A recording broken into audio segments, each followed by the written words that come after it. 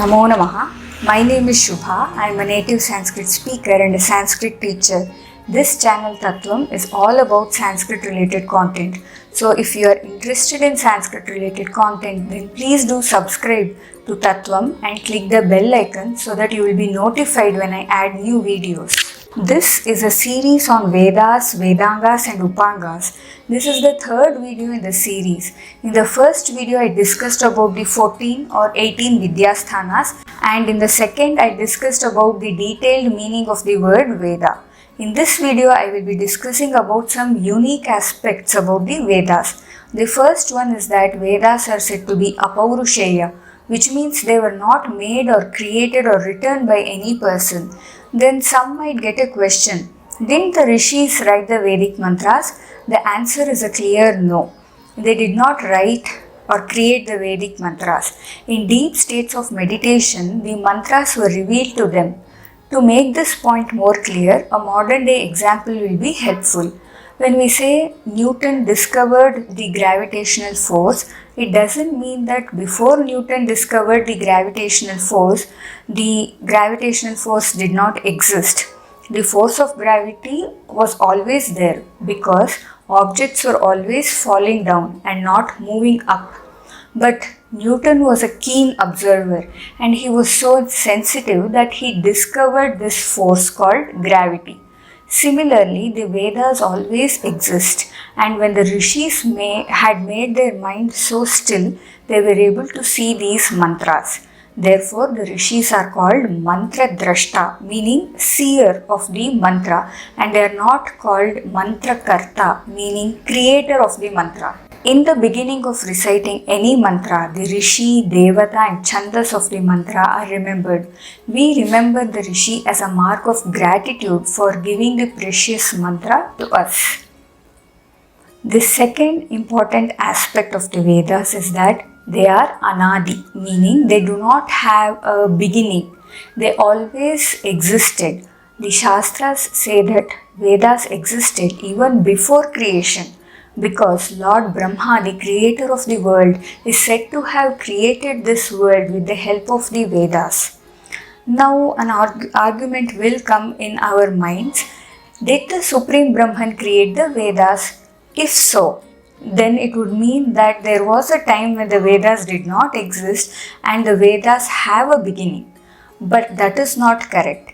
Vedas always existed. They are anadi. Then you might think, did the Vedas and the Supreme Lord exist side by side always? In that case, it would mean that there are two independent entities, but this doesn't seem to be correct because we know that there is only one Parabrahman. Now you may think, Vedas are not created by the Supreme Brahman and they are not two separate entities. How is that possible? The answer to this is given in the Vedas itself. In the Brihadaranyaka Upanishad, it says that the Vedas in the form of Rig, Yajur, Sama and Atharva are Ishvara's breath. Nishvasitam is the word used there, which means exhalation of breath. So the Supreme Brahman exists always and does not have a beginning or end, and the Vedas also exist always as his breath. The Vedas also do not have an end. The third unique aspect of the Vedas is that they are very, very huge, voluminous, and you cannot say that the Vedas are a 1,000 pages book or a 10,000 pages book. They are ananta. They do not have a limit. It is said like this, ananta vai Veda. To tell how huge they are, I will narrate a story. Lord Brahma gave the Vedas to Rishi Bharadwaja. Rishi Bharadwaja dedicated his life to the study of Vedas. When he completed 100 years, he requested Lord Brahma to give him another 100 years. But again, he could not complete the study of Vedas. So he asked Lord Brahma to give him another 100 years. Rishi Bharadwaja was curious to know how much of the Vedas he has completed until now. So he asked Lord Brahma, could you please tell me how much I have completed until now? And how much more is remaining? Lord Brahma showed him 3 mountains and asked Maharshi Bharadwaja to bring 3 hands full of grass from there. Rishi Bharadwaja brought it. Lord Brahma said, "What you have learnt is equal to the amount of grass you have brought, and what is remaining is equal to the 3 mountains that you see there.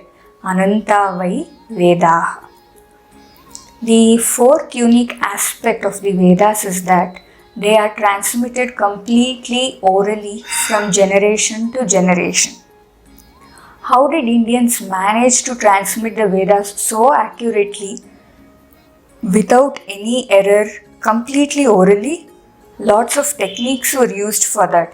I will discuss them in the next video. It's going to be very interesting, so please do subscribe to Tattvam if you haven't yet.